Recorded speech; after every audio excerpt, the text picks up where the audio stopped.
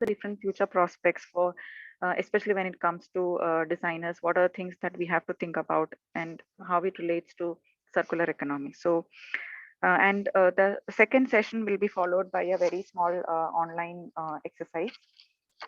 And I hope our first speaker has already joined, Dr. Lucy. Can you hear me?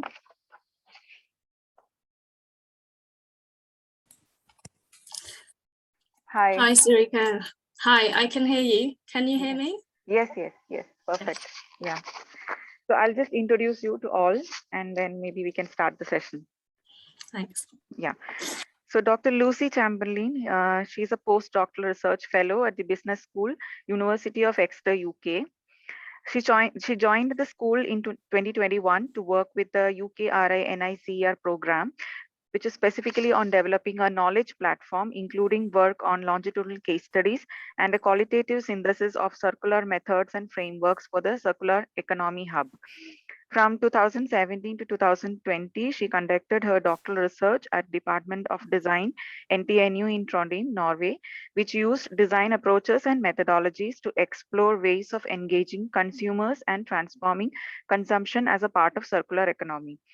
Dr. Lucy has an interdisciplinary background spanning from English literature and environmental technology, and has also worked with the circular economy field outside academia as a business analyst at the Ellen MacArthur Foundation in 2013, and as a research program manager for the RSA Great Recovery from 2014 to 16.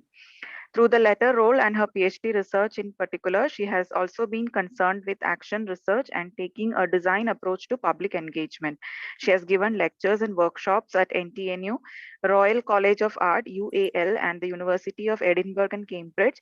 And in 2019, she created an exhibition called Future Consumer using activist and speculative design methodologies, which is now on display in the Science Museum at Trondheim. So it's a privilege that you have joined here, ma'am. I welcome you to SPA Bhopal and to this workshop session. Over to you for your talk. Thanks, Sarika. I noticed somebody put in the chat that they couldn't hear me. Can you hear me? I can hear you. You can hear me. Okay. Yeah.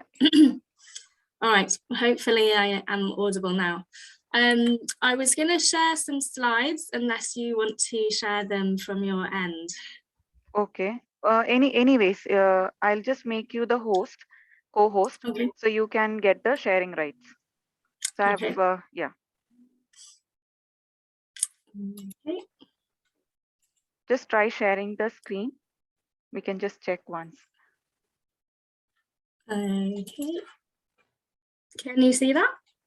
Yes, we can. Yeah. Okay. Perfect. Yeah. Hi everybody. It's really nice to be here. Thank you for inviting me to speak.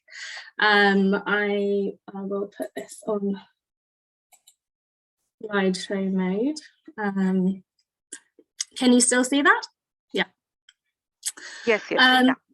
So I'm going to talk today about consumption and behaviour change in a circular economy. I know we don't have a huge amount of time, so I'm going to kind of just give you an introduction to my background and some of my research in this area.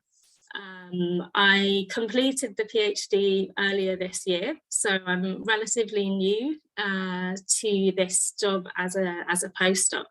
But I have been working with circular economy for 10 years now in different contexts prior to working directly in academia. So first of all, I'll just give a brief overview of my kind of journey. Then I'll introduce you to my research in circular economy, consumption and design. And then I'll just briefly talk about 3 studies that I've done as part of that. And then we can have some time for questions or discussion if you would like. So my journey has been quite circuitous, and the reason I think this is kind of important when it comes to circular economy is that circular economy it's not its own field, really. It crosses into so many fields. In fact, you know, I can't really think of one in which it doesn't cross into. And it's not where I started. I started with an English degree and I worked in marketing. And then I kind of gradually came towards circular economy through my master's program, which was in environmental technology. So I kind of crossed the arts and humanities into the sciences, which is also quite unusual in a lot of places. Usually we get put in a box quite early on in our career. And I think that's important for circularity, because actually there's so many skills which come into so many jobs in so many different sectors. And it's really about having a systems approach and having a kind of wide view, rather than a very narrow and siloed perspective. And that's really, you know, it's not necessarily what academia always feels like. So I think that's perhaps an important point to make. So most recently, as Sarika mentioned, I did my PhD at NTNU in Norway with funding from the EU through a Marie Curie Actions Programme called Circuit. And that was an innovative training network. And all of us were working on different aspects of the circular economy at 7 different universities across Europe. And I think that collaborative model worked really well. We were able to cooperate on authoring papers.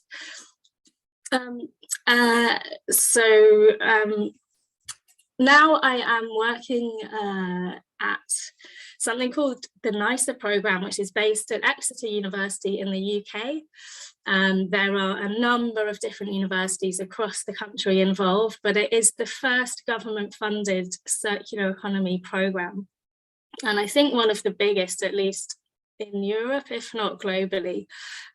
So £25 million have been allocated to this programme, showing, I think, that circular economy has become a priority for governments as well as businesses in many countries now. So what the Circular Economy Hub, which is based at Exeter, is trying to do is to really accelerate understanding of circularity, provide kind of national leadership and also an evidence base for the circular economy in the UK. And I know there are other similar programs in other countries. And we are working with 5 main materials stream centres composed of many other universities, so including textiles, chemicals, building materials, technology metals, and big metals like steel and aluminium. So those material streams represent streams that are important for the UK economy, and it's about trying to see how we can make them more circular, less wasteful. And my work is really on this knowledge platform, which is about bringing together policymakers and businesses and researchers and providing academically rigorous evidence for businesses and policy to shift the way that they're actually working and the way that they speak to each other and how they interact. So I'll move on to my research now, but happy to talk about my current work as well. So really it comes at this kind of nexus of consumption and design and circular economy.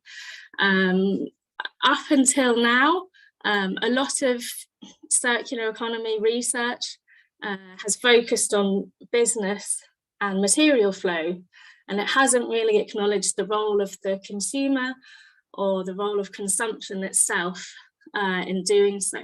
So that's what I wanted to focus on and fill a gap as part of my PhD research.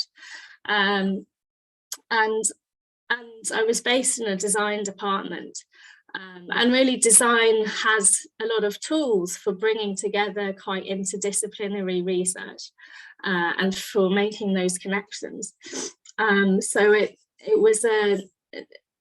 provided a kind of quite broad, quite flexible set of different frameworks. I could be quite exploratory in the way that I went about things. And I think that was largely down to this design context I was in. Circular economy, I think, it's a concept that is fairly well known amongst certain, I would say, academic, business and kind of governmental circles, but perhaps still not familiar to the large majority of the population.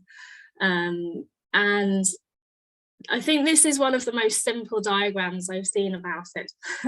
So we're essentially trying to move from this linear economy, take, make, waste, in which things are very efficient, but they're efficiently wasteful and efficiently thrown away.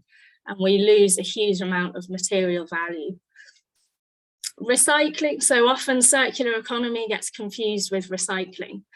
We're not talking about recycling. A recycling economy, yes, it's kind of one step on, it's a bit better than the linear model, but ultimately things are still ending up as waste.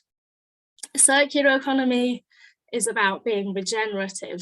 It's designing out waste, it's acting in harmony with natural systems, and I'm sure you've had many sessions about this already, so I'm not going to dwell too much on what it is. Because also we have, there are many definitions and many different interpretations of circular economy. I think that's important to kind of remember. There's not just one circular economy, and some people might frame something as circular when it's actually more like recycling. And it's a bit like sustainability. It has this risk of the way that we frame it can really, you know, kind of predestine what it is. And I think that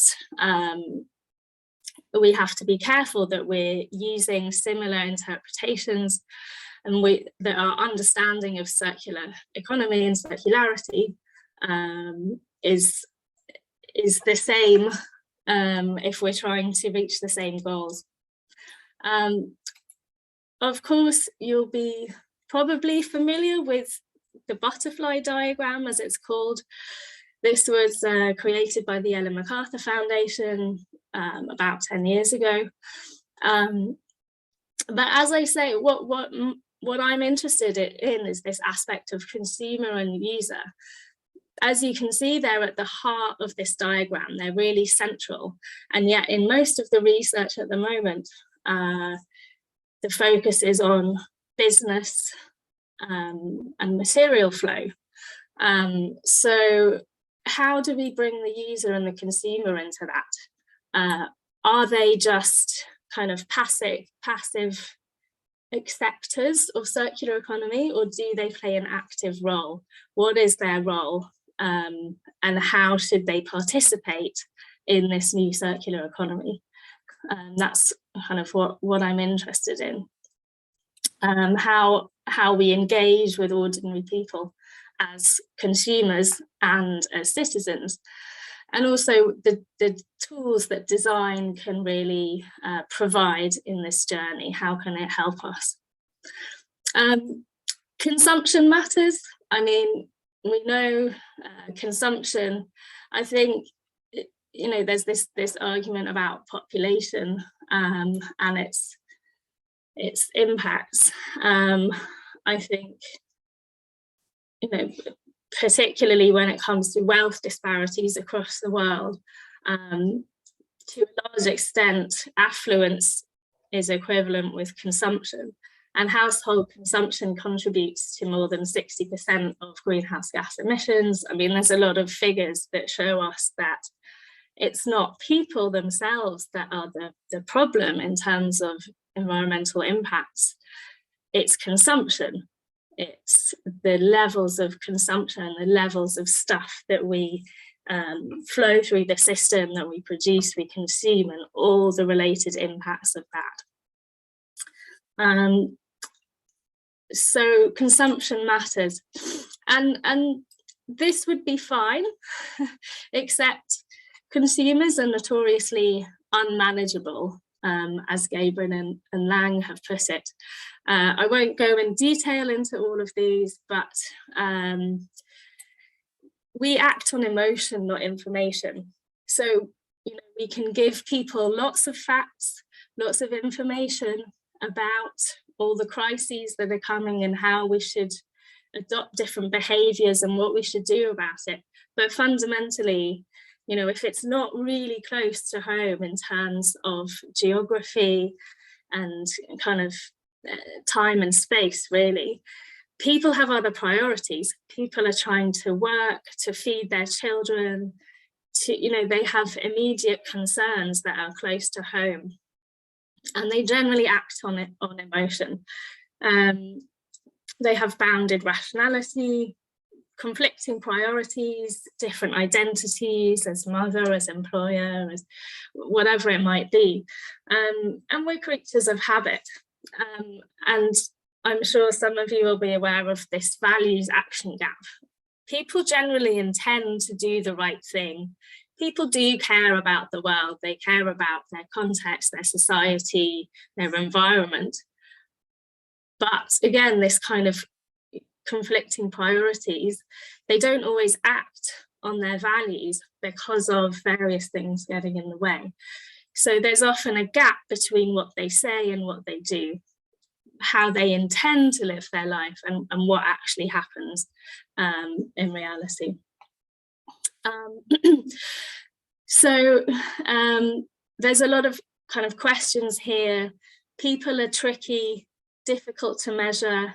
You know, we can't just put them in a box and predict what they're going to do or say. And of course, we're also influenced by social norms, by what everyone else is doing, by our context and our culture, the advertising around us. So it's a very complex picture to deal with. When it comes to design, this is just an example really from my PhD thesis, just a summary of some of the different kind of levels and frameworks that I looked at, really to just show that there's many ways to approach this. And when it comes to consumption, you know, consumers are very complex. Also, the ways in which we can research people, the ways that we can approach circular economy and consumption are quite complex and quite different. And for instance, I both looked into social practice theory approaches and also more traditional behavioural kind of cognitive approaches that come from psychology. So there's more psychological theories and the more sociological theories, both of which have been adopted into some of the design literature and can be applied. At the moment, policy making is very focused, really, I would say, on the kind of behavioural cognitive approaches that are coming out of psychology. Practice theory approaches are perhaps a little more difficult to apply in practice, ironically. So I kind of explored different aspects of this, and one of the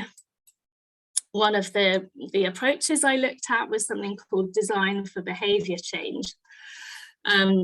I'm not going to go into it in detail. There's quite a lot of literature, particularly from the last 10 years out there. But essentially it's looking at design as a kind of potential, with its potential for changing people's behaviour, and the different ways in which design can do that, either by changing contexts And as you can see here in this arrow, there's a kind of spectrum. So we can inform people about why we'd like them to change their behaviour. We can give them the information, the facts. We can put labelling on food, for instance. But they can choose not to engage in it. At the other end, we can determine what they do or what they don't do. We can change their context, their infrastructure, what's available, and we can force behaviour change. And I suppose that's more at the level of regulation. So we have the kind of voluntary or optional, and we have the regulatory and the forced.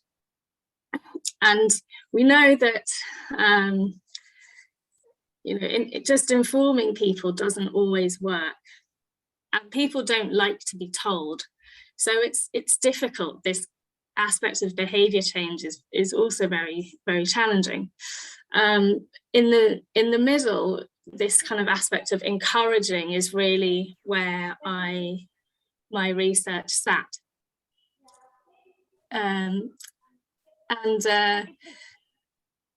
Sorry, Sarika. Yes, ma'am. Yes, we can hear you. Yeah. Oh, okay. Sorry, I thought you said something.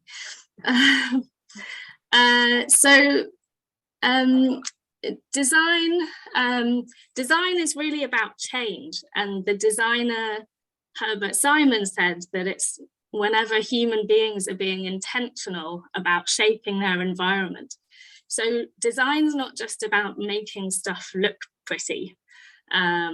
It's also about shaping the environment, shaping people's approach to their environment, shaping the meanings and the way that we do things. So design can have a huge amount of influence over that.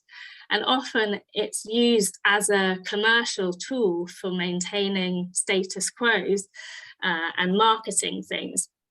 But I think design can also have incredible potential for change and transformation in other ways, perhaps towards circular economy as well. So this design for behaviour change theory is one of those which is interesting, I think, in this context of circular economy. So encouraging people to act, it's a little bit, I suppose, on this concept of nudging. And you might have come across Nudging, the book by Kast and Sunstein, set it out a number of years ago. And these examples are quite famous.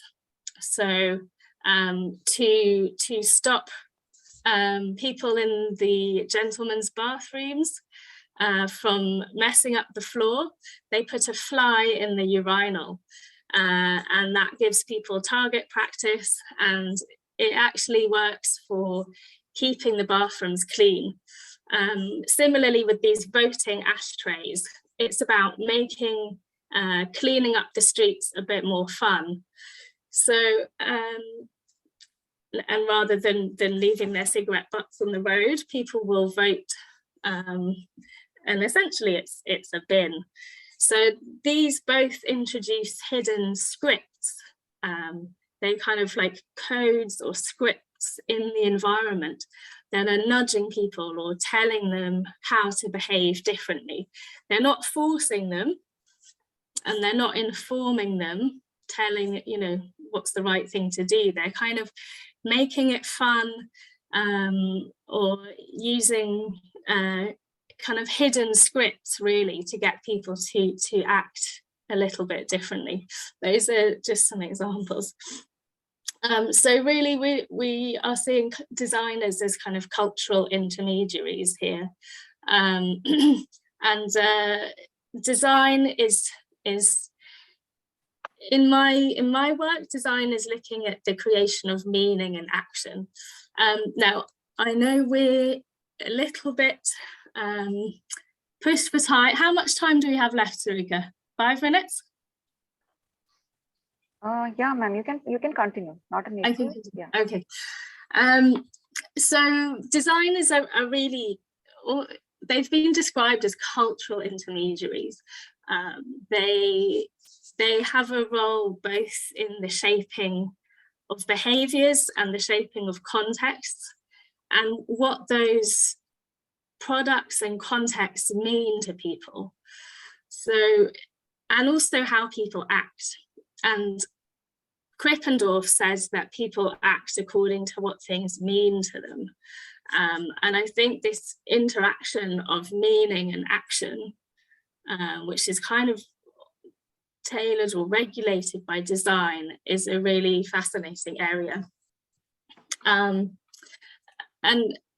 design really has the potential for change for both the meanings and the physical structures.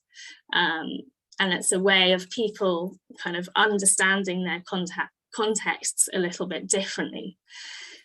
So some questions that I had was about design interventions, how they can change meaning and action for ordinary consumers without forcing them to do anything they don't want or making them feel bad. Because we're bombarded with a lot of negative stories in media or through the world around us. People can often shut down. They don't want to engage with so much negativity. They feel powerless. But equally, we don't like being told what to do. We don't like being having to change our behaviours. So I'll just talk a little bit, and this is kind of top line, about 3 of the studies that I was involved with, well, that I ran. So this first study, and I'll send the links to the papers at the end if you want to investigate more. This was about looking at marketing and circular economy and how some companies are trying to market maybe in a slightly different way. Because when it comes to circular economy, we might be trying to get people to bring things back to the shop rather than just buy things from the shop. We might be getting them to rent something instead of owning it. We might be getting them to reuse and pass it on and on and on. And of course, these studies have all been run in a European context. So I think it's very important to say that, because contexts, geographies, nationalities, cultures make a huge difference, and studies that work in one will probably not work in another. So this is very much European context. So looking at 4 different companies who had different approaches, were kind of trying to market different types of circular product. I did a literature review of consumer factors for a circular economy. So what kinds of concerns do people have when it comes to buying things that might be circular? Are they concerned about convenience, the ownership, warranty, newness and contamination? And then using the design for behaviour change literature, I took different dimensions and kind of compared these. And I looked at how the different companies were using different strategies related to the design dimensions to actually market their products and services to customers. So and then we created various different tables and looked at which ones were really the most important for communication and messaging. And there were interesting findings around how the companies marketed, for instance, quite physical things versus quite intangible things. So something like a brand image, the intangible value of something might be different to like the convenience or the availability of it. Disgust and newness and contamination was really interesting, and I think particularly for circular economy is very relevant, because when it comes to reusing things, some people might have this kind of, yuck factor. Somebody else has been there. We don't want to use something that someone else has already used. Whereas in reality, a material has been touched by many people before it gets to the shop. So the kind of perceptions of use and contamination are really, really fascinating. The second study I did was an empirical study. You might have heard of the Japanese author Marie Kondo and her books about decluttering and tidying up. These are quite popular in the US and in Europe and in Japan. I'm not sure if they've reached India or are popular there. But I worked with a colleague in Sweden. We had a series of survey responses and interviews.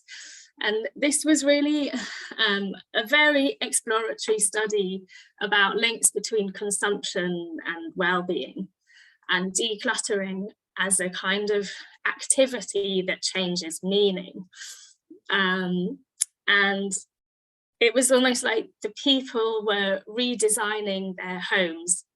So the process is that you take all the stuff in your house in different categories, put it in piles, and you have to physically collect each thing and ask yourself if it sparks joy, if it makes you feel good.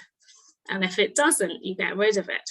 Now, this is initially a very wasteful activity for people who can afford to have a lot of stuff in the first place. So again, it's a kind of, this was conducted in Sweden and the UK, like I say, with a certain sector of society. But what was quite interesting is that none of the people who were taking part were doing it for environmental reasons. And I think this is key, is that we're trying to engage huge numbers of people with circular economy, with different ways of behaving, with different ways of doing things. But most people have other priorities. They're never going to put the 50-year horizon of the planet before feeding their own children. And so we have to kind of find other ways to change meanings and change the way that people do things. And none of the people who are taking part in this decluttering activity were doing it for environmental or values-based reasons. They were doing it for themselves, to make themselves feel better about their home environments. And the subtle difference was, I think, well, I'll come on to that. So what happened was that people's motivation was triggered by a sense of kind of dis-ease with their house. They had too much stuff. It was all getting on top of them. They felt out of control, overwhelmed. And then after they'd gone through this kind of decluttering and sorting process, the ones we spoke to who had done the whole thing and kind of finished it properly, had this new sense of ease and harmony. They felt more happy about what was important in their lives. They were more discerning when they went shopping. And then a kind of accidental side result of this seemed to be that they reduced their consumption quite significantly afterwards. This was not the main aim of the game. It was a kind of accidental reduction of consumption that happened as a result of the decluttering. And we found that their attitudes had changed quite a lot. And the results were remarkably similar in the UK and Sweden. And we did check the data, and then we thought, well, maybe this is actually quite key and quite accurate. So the shift, I think, is quite subtle. And whereas people might want to stop buying things for environmental reasons. They might want to stop consuming. In this case, the declutterers stopped wanting to consume, because ultimately the value of having a clutter-free, clear home in which they could enjoy being and not feeling overwhelmed, that became more valuable to them than this kind of endless consumption of more stuff. So not having stuff became more valuable than having stuff. And that had, of course, side results for their consumption patterns. So I think that was an example of where the kind of meaning of their stuff and their home environment had shifted through this process. So the final study that I'll talk about was, again, exploratory. It was an exploration of research through design. It was an exhibition held in Trondheim in 2019 as part of the Science Festival there. And I used different approaches, again, speculative and activist design. It was quite future focused and also participatory. So the concept was, it was that failures of sustainability or circular economy are often to do with people's, like our failures of imagination. We can't imagine what a sustainable future looks like. What is a sustainable lifestyle? What is a circular lifestyle? What does that look like? We can't imagine what doesn't yet really exist. So this was a kind of interactive exhibition using storytelling, performance and fun to try and question preconceptions around clothing. We focused on clothing because everybody wears clothes, to tap into people's emotions and kind of help them take part in a future circular economy. So it was again about playing with these aspects of emotions, meanings, preconceptions, and what this future circular lifestyle looks and feels like.